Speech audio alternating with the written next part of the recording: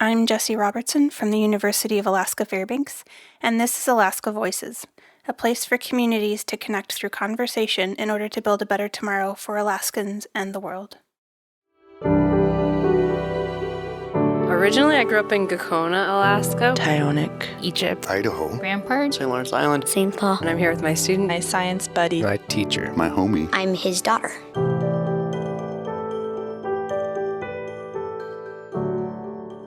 I'm Luke Hopkins. I'm 70 years old, and my relationship here is a committee member on the State Climate Action Leadership Team. My name is Sam Schimmel. I'm 18 years old.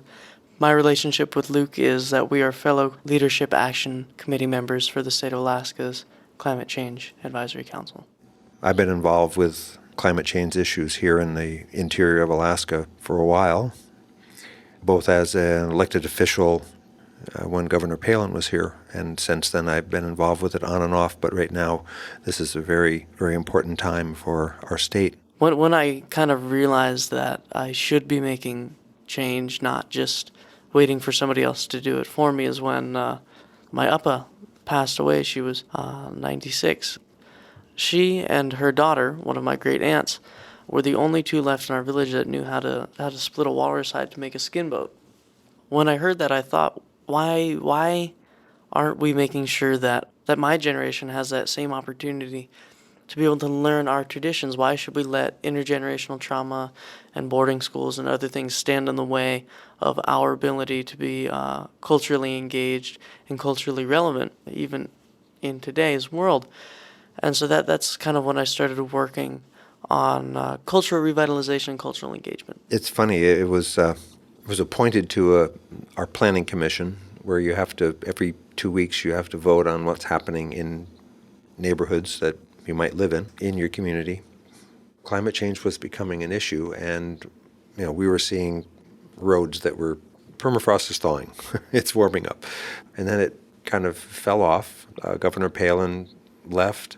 In many areas, climate change became a back burner issue. Right or wrong, that's kind of what happened in many places, and I think this was one. We slowly went into recycling, very slowly, but now there's a community swell again that this is what we want to be doing. When a community speaks, you can't help but listen. Right. Which I think we need more of here. Yeah. We need to expand that to all of our far-reaching communities of our great state. And we do have them far-reaching. They're difficult to reach, that's for sure, but that shouldn't be a barrier. The stoppage point. I've worked a lot with Senator Murkowski on the Walter Soboleff and Alice Spotted Bear Commission on Native Children, which kind of seeks to address and combat disparities faced by Native youth, both in and outside of Indian country. When I first met with her about that commission, I had read through the bill that her and Senator Heitkamp had put forth. There wasn't really a spot for Native youth to be able to be heard for a council that it was meant to address and seek out disparities faced by Native youth. And so that's why I really think this committee is very important, because what it does is it puts the reins of climate change in the hands of the community. It makes it so that we as Alaskans are able to say, hey, this is what we as Alaskans need, because our one-size-fits-all solution does not work for our state. And people are living with the subsidence that's happening as the ground's warming in many rural villages where they thought they had the engineering method to connect up the water and sewer, and it doesn't work anymore. No. Because they only anticipated certain things moving, and now You have 5 foot of shift. Yeah, right. Things don't line So now they have to anymore. come up with another engineering fix, and maybe that'll work. So I live on permafrost, and having to try to live on that, thinking that, oh, this is really nice. It's in a valley, and I have a creek that flows across the property, and those different attributes of the environment have changed radically in the years that I've lived on that property. It's just so interesting to see that our state's so big and we're affected in so many different ways. Down in Southeast, they're very worried about ocean acidification. I mean, we all are worried about that, but they're very much touched by that, especially around in the Bristol Bay area. Whereas up where I'm from, we're very worried about sea ice. Whereas in here, on the interior, you're very, very worried about permafrost melt. We have to figure out how to how to make sure that we address the issues that are presented by all of Alaska. Once you take away land, I mean, geography is everything. I mean, it's history, it's oral tradition, it's everything. It's that rock over there means this, that means this, that means this. As I've seen in every single community that I've been to, when communities are grounded in their culture, they have lower rates of incarceration, lower rates of alcoholism, lower rates of drug abuse, lower rates of sexual trauma. What we see climate change doing is we see the culture being pulled out of these communities. And cultural history of people's moving in the United States is not the most positive. Yeah. It's devastating. We don't want it to be that way when our Alaskan communities have to relocate. 10 years from now or 15 years from now, you could be doing the same thing again. Like, we're still visiting this, you know, and why hasn't anything happened? Yeah, exactly.